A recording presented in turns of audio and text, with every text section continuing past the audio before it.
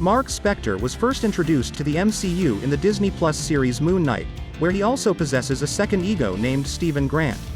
Because Oscar Isaac's superhero suffers from dissociative identity disorder he alternates between Marc and Steven throughout the Disney Plus series. However, it looks that Marc is dealing with more than two personas, since a post-credit sequence in the show's finale revealed a third, Jake Lockley. After his struggle with Marc in Cairo, which resulted in the Egyptian deity Ammit being tied to his body, Arthur Harrow is in a mental facility. An unnamed man leads him out of the hospital, telling the nurse in Spanish that he will take Harrow and that she should be calm.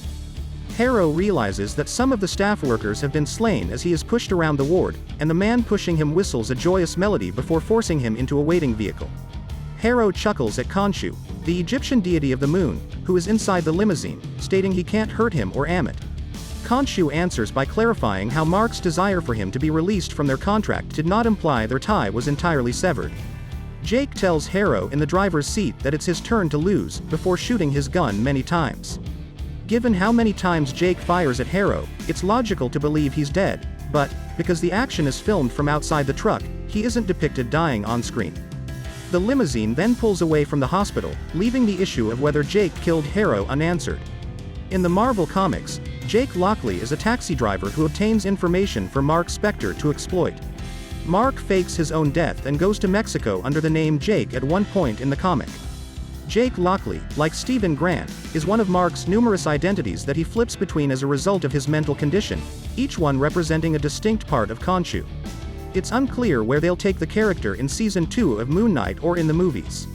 Moon Knight's Jake Lockley might also have his own distinctive outfit when the character makes his MCU comeback. Marc and Steven are both capable of creating their own Moon Knight outfits, so it's only natural that Jake is as well. The decision to employ Mr. Knight as Steven's outfit reveals that Marvel's objective was to guarantee that, like the Steven and Marc personas, their costumes would be essentially distinct from the other two. That's why it's only natural for Moon Knight to apply the same principle to Jake, especially because Moon Knight has positioned him as a more darker and violent figure. As a result, any costume that resembles his traditional white attire is likely to be avoided by Marvel. Given that it was the main inspiration for Marc's Moon Knight costume, giving Jake any of his prior comics costumes would be too close to what the MCU has already utilized. And, based on how Jake appeared to fight Arthur Harrow while Steven and Marc couldn't, his Moon Knight form might be the most powerful of them all. Please like this video and subscribe to my channel. See you soon.